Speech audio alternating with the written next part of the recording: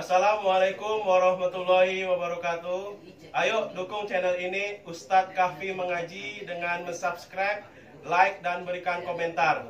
Semoga bermanfaat dan semoga barokah. Amin ya rabbal alamin.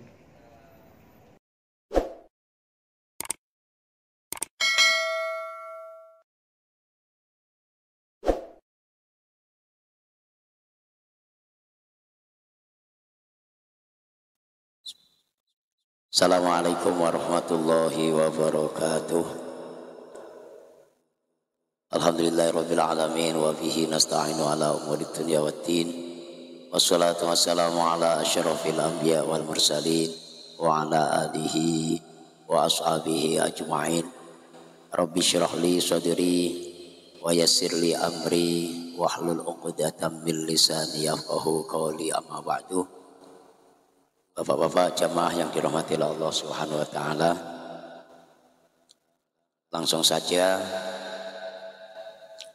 malam ini bertepatan malam Jumat ketiga ya, dari bulan Sya'ban. Malam Jumat ketiga dari bulan Sya'ban. Insyaallah malam Jumat terakhir di bulan Sya'ban ini, insyaallah malam Jumat besok kita akan mengadakan doa arwah masal dengan acara Khatmil Quran bil Ghaib 30 juz yang insya Allah akan kami laksanakan dari pagi sampai sore, dan ada beberapa khufat yang akan melaksanakan pembacaan acara Khatmil Quran. Karena itu bapak-bapak jamaah yang dirahmati Allah Subhanahu wa taala, kalau tidak ada halangan ya, diharap nanti untuk bisa hadir di majelis Quran dari hari Kamis pagi sampai malam Jumatnya. Karena kita sepakat itu adalah di bulan Sya'ban terakhir, di malam Jumat terakhir. Bapak-bapak jamaah yang dirahmati Allah Subhanahu wa taala, sebagaimana yang pernah saya sampaikan di YouTube saya, mungkin bapak-bapak nonton atau tidak ya, wallahu a'lam. Saya terangkan bahwa bulan Sya'ban itu kalau menurut orang Jawa dikatakan bulan ruah ya. Orang Jawa mengatakan bulan ruah ya. Kalau orang Melayu arwah gitu ya. Iya. Kalau orang Jawa bulan ruah. Bulan ruah itu orang Jawa terinspirasi dengan para leluhur-leluhurnya, terutama Wali Songo. Wali Songo itu apa namanya ya, hampir semuanya itu ada apa namanya budaya-budaya orang Yaman. Kan ada yang keturunan daripada orang Yaman. Itu asal muasalnya dengan diadakan ruahan, atau orang Jawa mengucapkan ruah di bulan Sya'ban, itu asal muasalnya adalah dari para wali 9 ya, dari para wali 9 atau Wali Songo, yang kemudian diikutin oleh masyayikh kita ataupun guru-guru kita ataupun kiai-kiai kita. Karena dalam satu cerita itu di bulan ruah itu adalah kholnya Nabiullah Hud. Siapa Pak? Nabiullah Hud. Orang-orang Yaman di bulan Sya'ban itu mengadakan acara khol wafatnya Nabiullah Hud, sehingga kejadian tersebut dibawa oleh orang-orang Jawa termasuk Wali Songo. Setiap bulan Sya'ban itu mengadakan doa doa arwah. Makanya kita nanti juga tidak ketinggalan di bulan Sya'ban ini untuk mengirimkan doa arwah terhadap leluhur-leluhur kita, terhadap saudara-saudara kita, terhadap kaum muslimin muslimat, mukminin mukminat. Bukan hanya sekedar membaca surat Yasin ataupun tahlil saja, akan tetapi Al-Quran 30 juz insya Allah akan kita hadiahkan kepada leluhur-leluhur kita ataupun saudara-saudara kita yang telah hidup di alam kubur. Bapak-bapak jamaah yang dirahmati Allah Subhanahu wa taala. Kita mengadakan acara doa arwah, kemudian mengadakan khatmil Quran, kemudian melaksanakan ibadah, meningkatkan ibadah, berusaha untuk taqarruban ilallah, memperbanyak istighfar, memperbanyak membaca tasbih, memperbanyak membaca sholawat di bulan Sya'ban ini dengan usaha niat untuk menyambut datangnya bulan suci Ramadan. Ya, bulan suci Ramadan. Agar nantinya di bulan suci Ramadan itu tidak kaget. Karena bulan Ramadan itu adalah bulan maghfirah, bulan atas ampunan daripada Allah Subhanahu wa taala. Sekecil dan sebesar apapun dosa-dosa kita, insya Allah di bulan suci Ramadan akan diampuni oleh Allah Subhanahu wa taala, dengan catatan mau beribadah dan berpuasa di bulan Ramadan. Jadi walaupun toh bulan suci Ramadan bulan maghfirah, bulan ampunan, tapi kalau tidak minta ampun, tidak mau melaksanakan ibadah, tidak mau melaksanakan puasa, nah juga hanya bulannya saja yang maghfirah, tapi kita juga tidak dapat ampunan. Maka tadi ada catatannya, ya. Catatannya kalau kita minta ampun ataupun melaksanakan ibadah puasa di bulan suci Ramadan. Nah, karena itu kita juga berusaha untuk merasa gembira, berusaha untuk merasa senang atas datangnya bulan suci Ramadan. Wujud kesenangan kita, wujud kebahagiaan kita, kalau bahasa orang Jawa itu wujud kebungahan kita wujudkan untuk memperbanyak ibadah kepada Allah Subhanahu wa taala agar nantinya di bulan suci Ramadan tidak kaget. Kebungahan atau kesenangan dengan menyambut datangnya bulan suci Ramadan itu, kata Kanjeng Nabi, man farika bidukhuli Ramadan haramallahu jasadahu 'alan niron. Barang siapa yang bunga, yang senang atas datangnya bulan suci Ramadan, kesenangan dan kebungahan tersebut diwujudkan untuk meningkatkan ibadahnya terhadap Allah Subhanahu wa taala, maka haramallahu jasadahu 'alan niron, Allah akan haramkan jasad orang tersebut bisa di akhirat masuk ke dalam neraka. Oh gitu loh Pak. Jadi justru di bulan Sya'ban ini kita harus semangat, ya, senang. Yang tadinya mungkin tidak pernah sholat malam, ya sholat malam. Yang tadinya mungkin seminggu sekali sholat tahajud, paling tidak di bulan Sya'ban ini ya tiap malam harus sholat tahajud. Yang tadinya membaca sholawatnya itu kurang, maka di bulan Sya'ban itu ditambah. Yang tadinya membaca istighfarnya kurang, di bulan Sya'ban ini juga ditambah. Yang tadinya doyan tidur, maka di bulan Sya'ban nanti dikurangin tidurnya supaya nanti di bulan Ramadan tidak kaget, ya, tidak kaget. Ini jam 9 atau jam setengah 9 sudah biasanya tidur.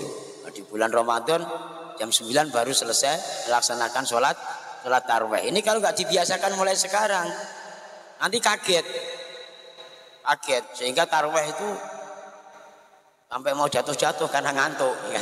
Nggak biasa melek malam. Ini bapak-bapak. Nah, kemudian kalau tidak dibiasakan mulai sekarang, maka nanti akan banyak waktu yang tersia-sia di bulan Ramadan. Bagaimana kita mau tadarus Al-Quran di malam hari, sementara kita biasa kalau habis ngisa itu langsung ngorok, langsung tidur. Bangun-bangun jam 7 pagi langsung berangkat kerja, dan itu hari-hari selama 11 bulan begitu aja terus. Begitu masuk bulan Ramadan banyak yang tersia-sia waktunya.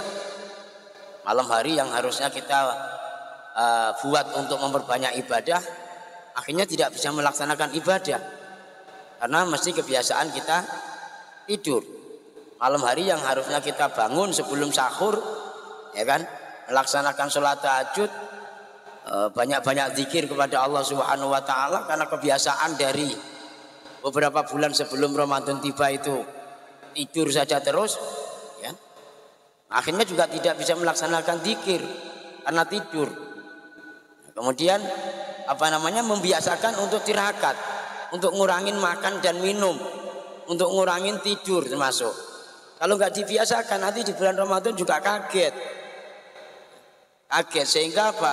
Sehingga puasa itu merasa berat sekali untuk menahan lapar dan dahaga, ya kan? Karena kebiasaan di bulan-bulan sebelum Ramadan itu banyak makan, banyak minum, banyak makan, banyak minum, banyak tidur, ya, banyak rokok, ditambah lagi banyak ngomong. Sehingga nanti di bulan suci Ramadan banyak yang sia-sia, yang harusnya kita mencegah atau menahan daripada omongan-omongan, obrolan-obrolan yang tidak bermanfaat, karena saking kebiasaannya di bulan Ramadan juga tidak ada bedanya ngobrol ngalor ngidul nggak karu-karuan, ya.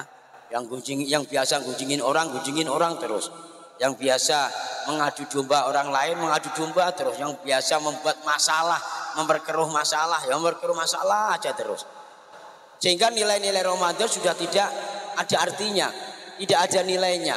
Dan kita tidak mendapatkan daripada kemuliaan-kemuliaan yang ada di bulan Ramadan. Maka di bulan Ramadan kita harus mampu mengengkang segala sesuatu apa saja, baik itu makan, baik itu minum, kemudian omongan, perilaku, sikap dan lain sebagainya.